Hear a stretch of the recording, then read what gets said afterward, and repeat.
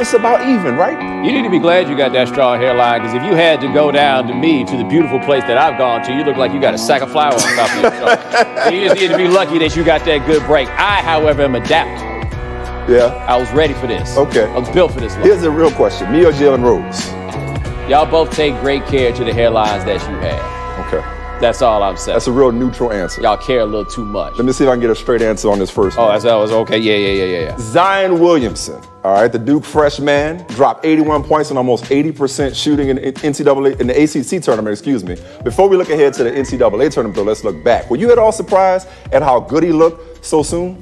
Yes. I mean, look, everybody told us, because I'm not going to pretend I watched that much high school basketball, right? But everybody told us that he was not the best player in this incoming class at Duke, that R.J. Barrett was that guy, and that Zion, as athletic as he was, like how good a basketball player was he? He is bananas, right? Like, we have seen so much more from him than we thought. And what I saw in the North Carolina game, this is what was big. He was 13 for 13 in that Syracuse game. He had double-figure shot attempts in the first half, as though it was like he looked around and realized, okay, so if we're going to win this, I'm going to have to be the one to win this. And I wonder if that clicked for him in that game in a way that we'll see carry on. That's the thing. With guys like this, with transcendent talents, with prodigies, a lot of times it takes a long time for that to click for them, for that button to be pushed where it's like, I'm going to take over. Like, I'm the alpha dog. This is my team. That tends to come later. If he's got that going for him as well, show's over. Did he come back better, though? Did he come back better than when he left? Because, look, I'm not going to pretend to have watched every Zion Williamson game this year, as great as he's been. But he looked better in this ACC tournament coming off this absence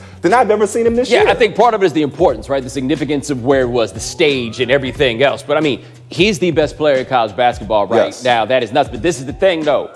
As good as he is he so good that it makes them the favorite, like, overwhelmingly to win this Biggest favorite, I believe, since Kentucky 4 years ago when they were undefeated going into the NCAA tournament. Yes, he is that good that despite their 30% shooting from three, it doesn't matter when you're shooting 75% in the paint the way they are. He shot almost 80% from the tournament. He covers up for a whole lot of flaws that they may have. I don't think another team is capable of making that a fatal flaw. Look, Louisville won it, in 2012 shooting 32%. You know, this Carolina won it in 16 shooting 33%. So 30% isn't great, but I don't think it's so bad that if you have a Zion Williamson, you can't overcome that and win the tournament, even when Michigan State is a number 2 seed in your bracket. It is a single elimination tournament, and it will always be a single elimination tournament. Every year when this thing starts, I look at Virginia and say, you're not going to win the national championship. I can't tell you what game Virginia is going to lose. But you know they're going to lose one. That slowly in this tournament, that's going to trip you up. There's going to be some leads you can't catch up on. Duke not only does it shoot well from three, they also don't shoot well from the free throw line. It's like 69% at that point. So I can't look at that bracket and say, oh, this is the team that's going to beat them. The question is, do you think they can go 6 games in a tournament like this without the shooting mattering? I don't think they can. They got the 6th best defense, so somebody's got to be lights out on the other end. So who you got then? Who's your favorite if not Duke? I'm looking at Carolina. Okay. I do. Top to bottom, I think they're the best team. Okay. All right, next name is LeBron James. Perhaps you've heard of him. The Lakers lost to the Knicks yesterday after LeBron missed 11 shots in the fourth quarter and got blocked by Mario Henzonja.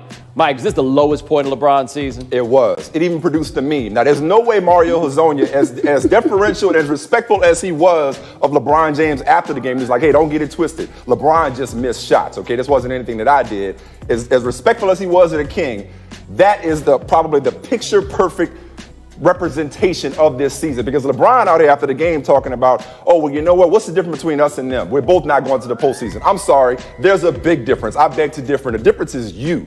This has gotten out of hand when it comes to the Lakers. You know it's bad when Clyde Frazier during the broadcast is pointing at you and your bench saying, man, they look dysfunctional. The wheels have come off of this in a way. Now, I mean, they're so depleted right now, though. Like, not having Ingram, not having Lonzo, the rest of the guys they're throwing out there, I don't know what is reasonable to expect, even with LeBron James. However, Mario Hezonja is one of my favorite players in the NBA because I love his ratio to actual skill and belief in his own skill. We need somebody out there who thinks he's that much better than he actually is as Hezonja, but he ain't been good enough for us to notice it. Now we get to go see this, right? Now we get to witness it. Thank you on that level. But no, man, you're not getting swept by the Knicks and at this point in this season and having people now look at you funny. Swept by the Knicks. Speaking of looking at funny, did you see Rick Bucher's report about the Lakers, even before Jeff Van Gundy brought it up? It crossed Jeannie Buss's mind, according to Rick Bucher, to actually trade LeBron James in the wake of her believing that Rich Paul leaked the Anthony Davis trade negotiation details. Yeah, people think all kind of crazy stuff, right? Like, I'm sure a lot of things crossed my mind. She's talking about I'm going to end my relationship with Rich Paul because of this. You know what would have happened if they really meant that? They would have traded Kentavious Caldwell-Pope to somebody. Clutch client Kentavious Caldwell-Pope, just to send the point. I bet they called Rich and were like, yo, we're not going to tolerate this. Hey, wouldn't trade no damn LeBron James. Then what you going to do? If y'all can't figure out how to win with LeBron James, you damn sure not going to figure out how to win with what you get for trading him. You know, as much as I don't want to believe this, because I think Jeannie Buss is smarter than this, or at least more rational than this, even if in the moment she was upset. And I don't know why you're upset. You're upset because the Pelicans wouldn't take your substandard offer prematurely when they got the Celtics waiting this summer. That's not LeBron James' fault, no matter who leaked the trade details. As much as I don't want to believe it, it feels like a very Lakers thing to do, because no matter how desperate they've been for somebody to take their free agent money, for somebody to buy into the purple and gold, for somebody to buy in their history and their legacy and all their championships, it feels like they think so much of themselves as an organization that they would say, hey, that's not how we do things around here. You're not in charge. When the truth of the matter is, they need LeBron way more than he needs them. Let's say they had actually really tried to trade LeBron. Let's say that it happened. If they had done that and then somebody took a camera and went and found Jim Buss, and Jim Buss says, now imagine if I had said that I was thinking about trading LeBron James. How would this go over? They'd be ready to burn down the Staples Center at the thought of that. That's exactly right. He does get a bit of a pass. Yeah, and and where was Magic on this? Magic ain't trading Magic over there like, you must be crazy. I don't think for a second that they really thought about it. But as for LeBron James, this is Winthrop walking in the rain and trading places. He's seen how the other half lives. He got swept by the Knicks. Yes. Let's repeat that. Next year, he got swept by the Knicks. It ain't going to happen next year, I tell you that. You sure? All right. Next name. Thanks for reminding me, because you know I'm new to this whole team. It's all good, man. Ryan Fitzpatrick. The Dolphins finally have found a quarterback for now, signing Fitz to a 2-year, $11 million deal. What does this tell you about Miami's motivation for 2019? Hey, man, none of us think that the Dolphins are actually trying to win in 2019. And perhaps there's a certain respect that has to be had for the fact that they've already decided we're not going to get a quarterback this year. We're waiting until next year. They are not trying to win. And if you're not trying to win, the least you can do, I guess, is try to be fun. Oh, yeah. Because Ryan Fitzpatrick is going to play 16 games in the NFL with literally nothing to lose. Yes. That thing is going up there. It's going down there. Who comes down with it? I don't know whose hand it's going to come down into. Like, I don't know what the hell going on right now with all this production. You throwing all these passes to the guys that are on his team. Like, who is that? There we go. That's more like it, right? There we go. It's going to be between those two. He will throw 6 touchdown passes one week and 6 picks the next. Like, this is plausible deniability at its finest. Like, they're trying to tank, but it's not so obvious by signing a pretty capable quarterback who's hell-bent on playing for every team in the league, at minimum every team in the AFC East. But you're talking about somebody, I think Sharp Football pointed this out. He has the lowest passer rating over the last 4 years in the last 7.5 minutes of a game. So if you fear that he might be a little too good for what the Dolphins are trying to do, don't worry about it. Just wait for it. No, but think about this, right? How insulted I got to be if I'm like Tyrod Taylor, right? They asked him to come take this job. And he's like, yo, if I take this job, I'll never get a chance to start ever again. Yeah. Right? Ryan Fitzpatrick, worry about that. They did the same thing with Teddy Bridgewater. They asked him to take that job. He's like, if I fail here, I'll never get a chance to start again. Those dudes would rather go be backups in other places than to go into what Miami's doing. And Fitzpatrick's like, might as well. But as a fan, you're right. This is going to be so much fun to watch, because they're going to win games they shouldn't and lose games they shouldn't and finish right about where they want to be to get to a Tagovailoa or whoever. I still live in Connecticut, okay? And there's not a whole lot of nonstop flights out of Hartford Airport. So a lot of times I got to connect. Ryan Fitzpatrick is the Atlanta airport of this as bridge quarterbacks go to get to 2020. I don't mind killing time at Jackson Airport. I don't mind Ryan Fitzpatrick for a year. This will be okay. Yeah, no, that's, as long as you are not expecting anything, this is what it is. Let me tell you what else this does, though, and I think that we can finally go ahead and say this. If you thought somehow that within that settlement that Colin Kaepernick received that he would just wind up being on an NFL team, nah, man, it ain't happening. See, I didn't know. I did not. But but if you did, and it was still kind of up in the air, it ain't happening. Because if the Dolphins and Stephen Ross with his social initiatives and all the stuff that he's doing, if they said, nah, we'd rather just bring Ryan Fitzpatrick in on this one, it's a wrap on that, man. Look, if anybody was going to sign him, they'd done it by now. We're going to be here in 2045 talking about Fitzpatrick. Coming up He's next, interested. Giannis called Ben Simmons a bleeping baby. Baby. Know about that ABC? What's that? Always be recruiting. Because when you are John Calipari, you always be recruiting. His bracketology yesterday, they shoot it from his living room. Yeah. And, oh, look what I just have laying around the living room. Is it even recruiting at this point? It's just flexing. Like, the kids that he's looking at, they know what the deal is. He's just reminding everybody else what this tournament is really about. Those kids have been going to Duke. He's a little bit tired of it. Okay. Derrick Rose over there on the back wall. All right, first quote. He's a bleeping baby. Said Giannis about Ben Simmons after dunking on him in a loss to the Sixers. Let's take a look. I mean, this is a bit humbling right here. Yeah, I mean, he's sunning the whole team, 52 points. Yeah, but I mean, that was like a real personal sunning in a moment, and then like he went a little further with it.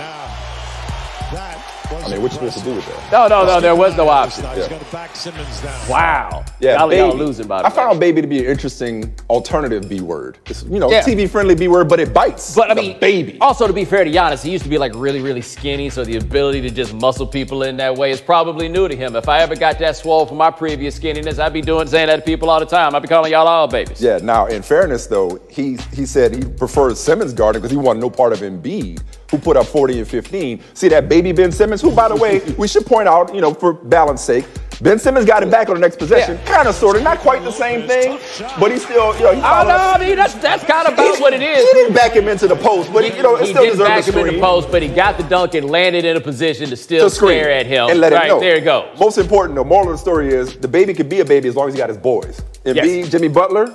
They're so loaded at the top. And what's going to be interesting to see with the Bucks, with Brogdon being hurt now, right? Yeah. They're not a team that's got enough good players that you can afford to even miss that guy necessarily. But can the Sixers in the playoffs, can they hold leads when their starters are out? Because their starting lineup might be the best starting lineup in the NBA. I love to see them play in the playoffs. This made me want that series even more.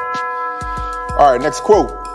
He has a lot of good football left in him. At 34, I feel like he's just really coming into his prime.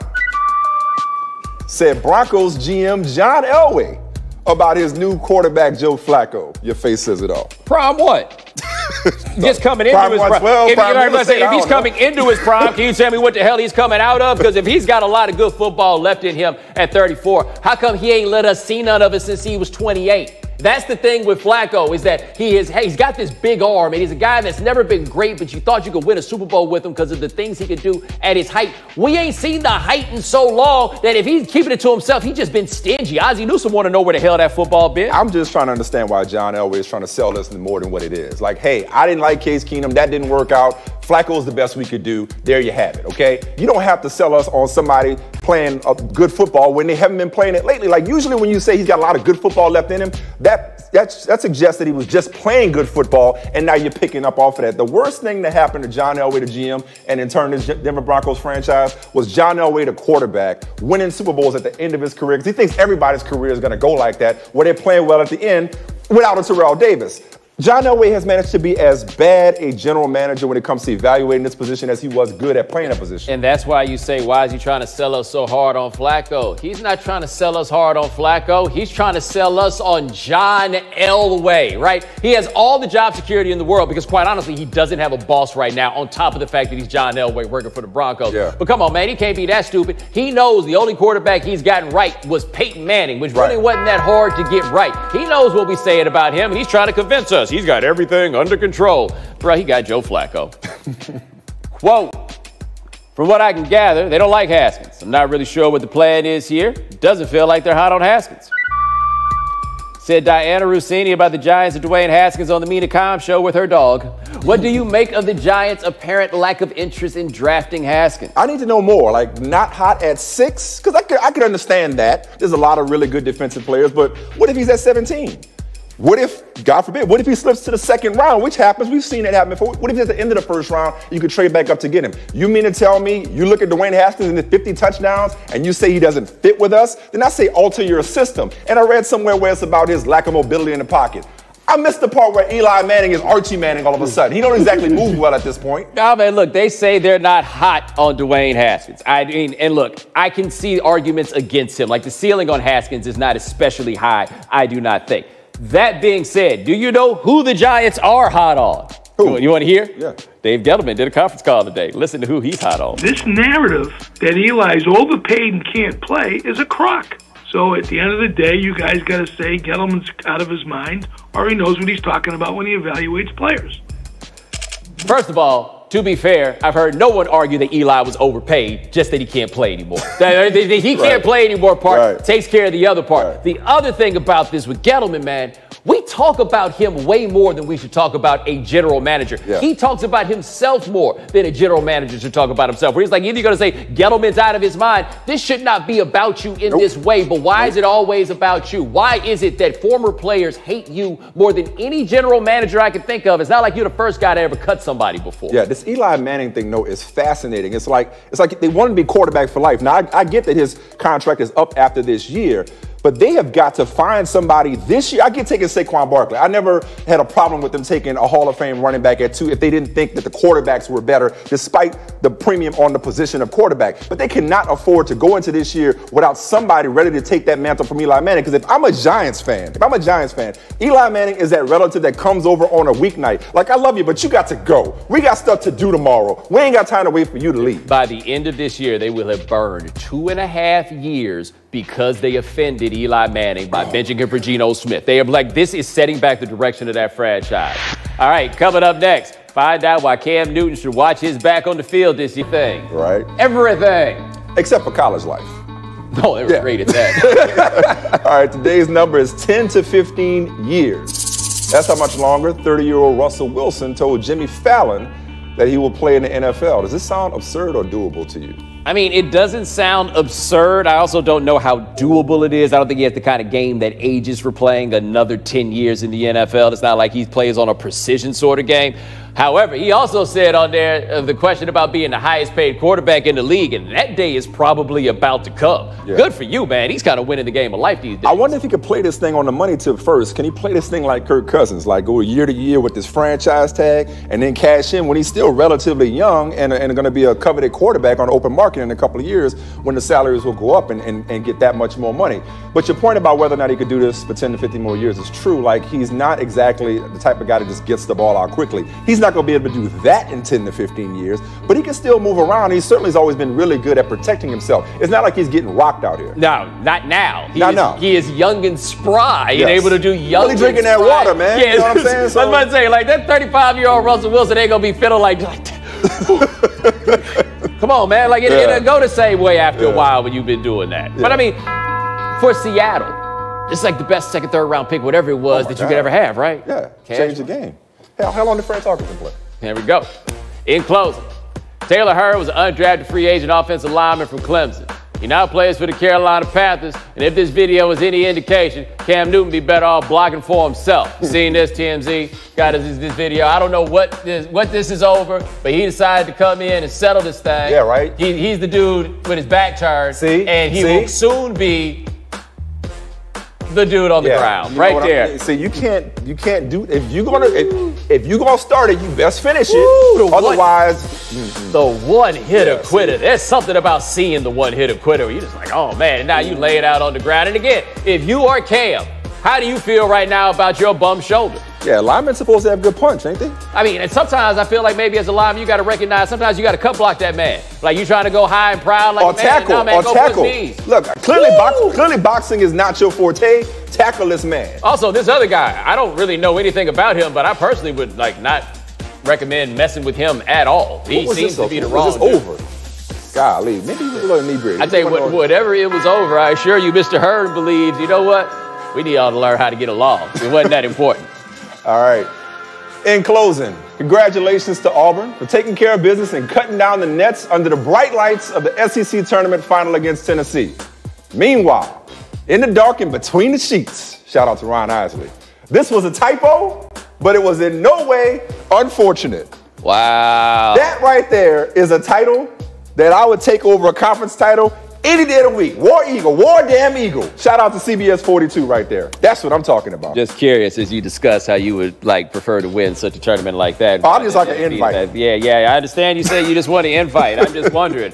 Your wife watching this show, bruh? Yeah, and she'll tell you right about now. Does she want you to be invited? She will tell you right about now I'm in the NIT. Let's just call it like it is. I'm in the NIT. I might be the first 4 in, first 4 out, somewhere in that range. Lenardi got me on the bubble. In my prime, though, strong 4 seed. Strong 4 seed in my prime. Strong 4 seed. With upset potential. How do you know about the competition? Like, what research have you done on the other 68 to know where you like? That's a good point. That's just what we feel. Our resume, we had quadrant 1 wins. Yeah. Like you are really separating it out there to turn it into something plural. Yeah, we had the what is it? The net? What's the new thing? I had a nice net at Loyola back in the day. You know what I'm saying? So I would have. I'd been all right. But now, I'm watching from NIT. Yeah. Wow. The missus understands that. Yeah. Yeah, we good though. I was going to say something about autocorrect. Like my whole thought about this was about autocorrect. Autocorrect is your friend. Yeah, because the world is bigger than me, myself. I ain't got to center myself in that way. But now, not you, Michael Smith. This is all about y'all. How many of y'all is it? How are we breaking this down? We're talking body counts now? What are we talking about? You said something else. And I'm just using it as a pronoun. Pablo, it's not too late for you to come back. How the question with us next? It's like you're another Pablo. Always out here talking about things you don't need to be. I thought you were just testing his memory.